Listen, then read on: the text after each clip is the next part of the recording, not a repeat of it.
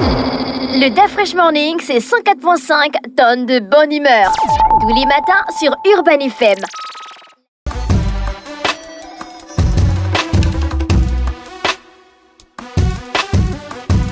Vous êtes sur les 104.5 Urban FM, la station urbaine, et vous écoutez le Da Fresh Morning, le réveil matinal le plus de la capitale, sur la radio la plus de la capitale. On est avec Jean-Paul. Jean-Paul, bonjour. Bonjour Da Fresh. Comment tu vas ce matin? Ça va très très bien. Bien dormi? Oui. Tu as regardé un nouveau film? Un nouveau documentaire? Non. Hier, j'étais plutôt absorbé à la rédaction d'un certain nombre d'articles. Ça m'a pris une bonne partie de la soirée. Mais je vais regarder. J'ai commencé. Ah oui, quand même, dans l'après-midi, j'ai commencé Expendables 4.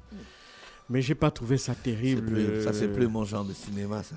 Non, mais comme j'ai suivi les 3 premiers, donc je me suis dit que je devais suivre le 4e. Mais c'est vrai que les critiques ont été très, très, très dures. Et c'est vrai que ces critiques-là sont quand même en partie fondées, quoi. Parce que je pense que vraiment l'histoire est un peu légère. Le scénario vraiment léger, et puis avec 50 Cent qui vient faire son cinéma. Voilà. Bon, j'ai pas trouvé parmi les 4, c'est vrai que c'est le moins bon, c'est clair. C'est le moins bon. Je n'ai pas été particulièrement. Je pense que les scénarios là sont trop bateaux maintenant.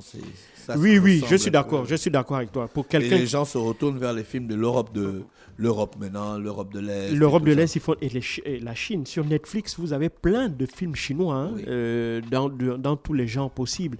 Action, science-fiction, fantastique, comédie. Même les films sud-coréens aussi, ils font les sud-coréens. Je suis en train de regarder une série qui s'appelle Ballerina sur Netflix, qui est aussi très très bonne. C'est un peu tiré de l'univers de John Wick. Tu vois, dans John Wick 3, on voit comment il arrive dans une école. Quand il vient vers son clan pour demander la protection, il passe par une école où on voit des danseuses être formées. En fait, c'est des tueuses à gages. Et aussi. Ça, les jeunes, ils aiment ça. Ils écoutent la musique coréenne, ils regardent les séries coréennes. Voilà, vraiment, il y a... De ce point de vue-là, du côté de l'Asie du Sud-Est, donc du côté de la Chine, du côté de la Corée du Sud, oui, c'est vrai, il y a beaucoup de films. Les scénarios bateau là où les même gars le film polonais, monde, La chair de sa chair, je ne sais pas si tu as suivi. J'ai regardé. Voilà, ça aussi, c'est un film que j'ai trouvé pas mal. Là, c'est l'école de Roman Polanski. Voilà, parce que là-bas, on sent vraiment... c'est vrai que aujourd'hui, pour quelqu'un qui suit beaucoup les films américains, quand tu suis le début, tu peux déjà savoir qui va faire quoi. Bien sûr. Et donc, quand le film, après, à la fin, quand on veut voir une espèce de renversement de situation, tu n'es pas vraiment étonné. Parce que tu t'y attendais. Tu sais que en général, les Américains, ils font comme ça. Après, donc, forcément, c'est celui-là qui va apparaître. Et c'est vrai. Et ça lasse les gens. Si bien que des films comme Usual Suspect, tu vois, non, ou vraiment ou bien les films comme Joe,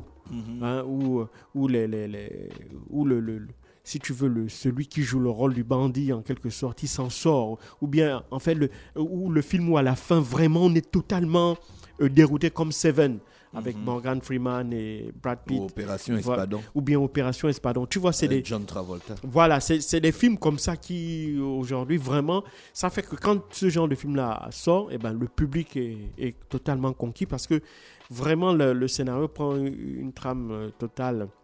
Mais derrière ça aussi, il y avait aussi une certaine critique qui avait été faite par certains hommes politiques qui, aux États-Unis surtout, des films comme Usual Suspect ou bien Opération Espadon ou bien Seven, ils accusaient les scénaristes de ces films-là de faire un peu l'apologie du mal, en quelque sorte. Parce que pour eux, ils estiment que comme les films peuvent avoir de l'influence sur le public, les scénaristes ont donc le devoir de s'arranger à ce que le film se termine toujours d'une certaine façon. Donc que le bien l'emporte toujours sur le mal. Pour que, évidemment, les gens soient conscientisés sur le fait de toujours faire du bien.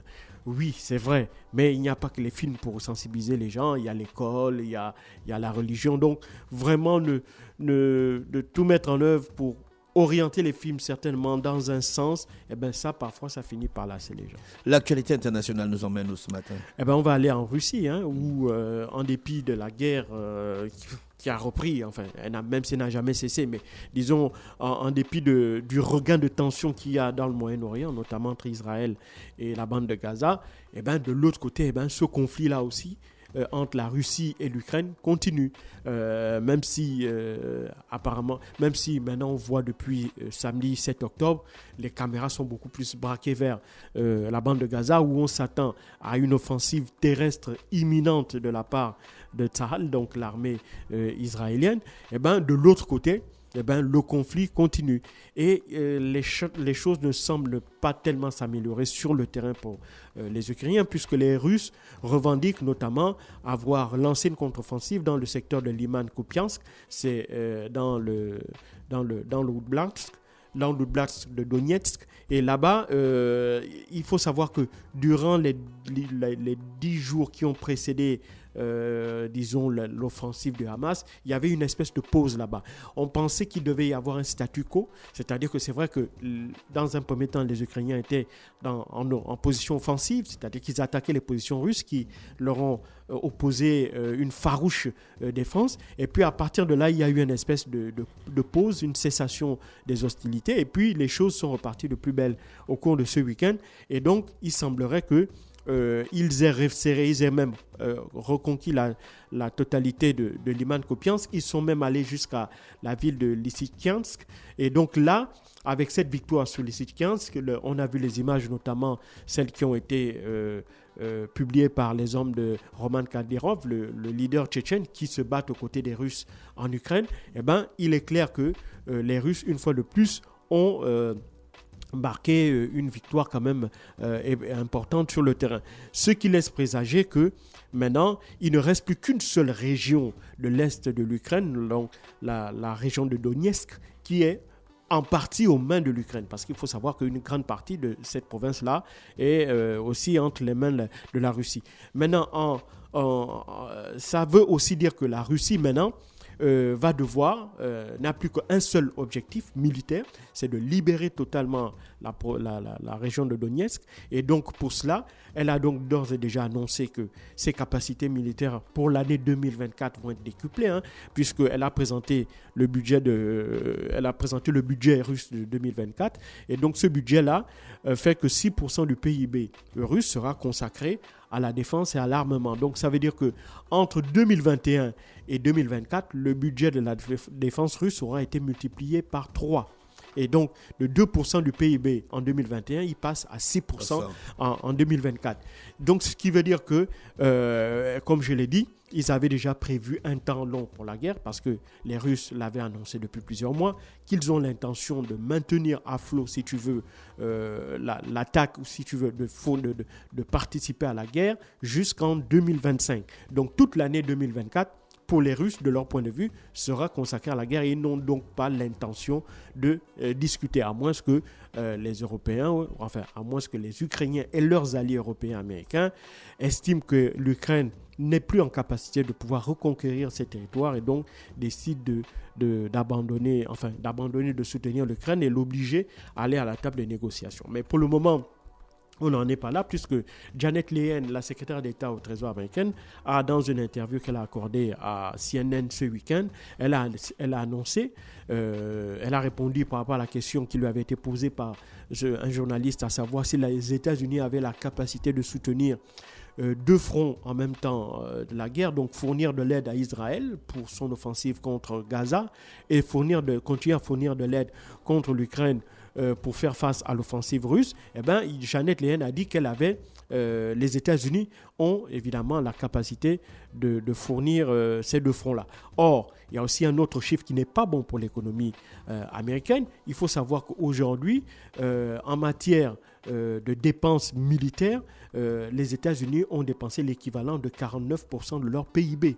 Donc, c'est ce qui est énorme. 49% de leur PIB, c'est presque la moitié de la richesse qui a été produite. Donc, ce qui veut dire qu'il y a un déficit aujourd'hui dans l'économie américaine, un déficit pour l'année 2022 qui se chiffre à peu près 130 milliards de dollars. 130 milliards de dollars, ça a l'air petit, mais ça vient creuser davantage encore un peu plus le déficit américain et venir, si tu veux, accroître la dette abyssale de l'économie américaine. Il faut savoir que la dette américaine dépasse les 30 trillions de dollars. Ça veut dire les 30 000 milliards de dollars. Ça a l'air totalement ahurissant, mais évidemment, avec le privilège que leur accorde le dollar, eh ben, le dollar qui est la première monnaie d'échange commercial à travers le monde, puisque près de la moitié des échanges se font avec le dollar, permet évidemment aux États-Unis d'avoir encore la capacité de pouvoir financer ce déficit-là. Mais évidemment, il faut, comme je l'ai dit ici, les choses sont en train de changer petit à petit. On le voit d'un côté avec les BRICS qui avaient dit lors de leur dernière réunion en août dernier qu'ils étaient en train de réfléchir à l'utilisation d'une monnaie commune qui serait une alternative au dollar, même si entre les États BRICS, eh ben, ils utilisent de moins en moins le dollar. La Russie qui échange avec l'Inde, ils le font en rouble ou en roupie. La Russie qui échange avec la Chine, ils le font en yuan ou en rouble. Et donc tout ça fait qu'ils commencent petit à petit à se mettre en place comme ça une espèce de volonté de la part des États de sortir de la domination du dollar, étant donné le risque que représentent les sanctions au cas où un pays adopterait une position qui ne soit pas favorable aux intérêts des Américains. Donc, on est dans ce champ international, et ça aussi, ça a une influence sur le plan régional, notamment en ce qui concerne l'Europe de l'Est. Et donc, à ce niveau-là, la Russie sait qu'avec le fait que l'attention médiatique soit retournée, soit captée pour le moment sur Israël et la bande de Gaza, lui laisse un peu plus les coudées franches pour continuer à mener ses opérations. Et donc, pour le moment, Vladimir Poutine va de bonne nouvelle en bonne nouvelle, puisque lorsqu'il avait célébré avant-hier son 71e anniversaire, c'était également à cet instant-là que les autorités russes ont annoncé à leur leader que le pont de Crimée avait été, une fois de plus, était totalement ouvert à la circulation et qu'il était de nouveau utilisable. Et donc tout ça fait que pour l'instant, Vladimir Poutine, il sent que évidemment les vents sont beaucoup plus favorables pour lui. Aujourd'hui, il entame une tournée en Chine où il va rencontrer son homologue Xi Jinping pour discuter évidemment de coopération entre la Russie et la Chine. On le sait aujourd'hui, la Chine indirectement fournit des armes à l'Ukraine, selon les Occidentaux, notamment des drones, mais cette fourniture se fait par le biais de pièces détachées en contournant les sanctions occidentales, et c'est ce qui permet aujourd'hui à la Russie d'avoir la capacité de fabriquer sur son sol maintenant des drones. C'était le type d'armement qu'elle n'arrivait pas encore, c'est ce type de technologie qu'elle n'arrivait pas encore à maîtriser, mais en quelques mois, voire en une année, on a vu des efforts considérables accomplis par la Russie dans ce sens-là. Maintenant, elle est en capacité de produire des drones sur son territoire. Et ça veut donc dire qu'elle a une autre corde sur son arc qui va lui permettre, évidemment, de renforcer sa position et voire lui permettre de remporter, évidemment, la victoire sur l'Ukraine en ce qui concerne le conflit qui l'oppose à ce pays-là. Donc, grosso modo, on a les Russes qui ont décidé de sortir de leur position attentiste et de repartir à la contre-offensive parce qu'ils savent que, évidemment, bientôt l'hiver va arriver. Et donc, une fois que l'hiver va arriver, il sera difficile de progresser sur le terrain. Et donc, elle profite d'un moment de faiblissement de la part des Occidentaux en matière d'aide, parce qu'il faut bien le comprendre, l'aide pour l'Ukraine a été bloquée par le Congrès aux États-Unis. En plus, il y a le conflit avec Israël et Gaza, et donc la nécessité pour les Américains de fournir notamment des munitions aux Israéliens, et les munitions, évidemment, il n'en a pas en quantité infinie. Et donc tout ça fait que, pour l'instant, l'Ukraine est un peu en position de faiblesse, et donc la Russie veut profiter de cet instant-là médiatique où, si tu veux, l'attention est orientée vers le Moyen-Orient, et militaire où l'Ukraine fait face à un problème d'approvisionnement en armes et un problème évidemment en termes d'équipement, pour essayer de gagner du terrain et à être en position de force avant, bien entendu, l'arrivée de l'hiver. Merci Jean-Paul qui revenait sur l'actualité internationale ce matin sur les 104.5 Urban FM, la station urbaine dans l'UDA Fresh Morning, le réveil matinal le plus haut de la capitale, sur la radio la plus haute de la capitale. Le DA Fresh Morning, c'est 104.5 tonnes de bonne humeur. Tous les matins sur Urban FM.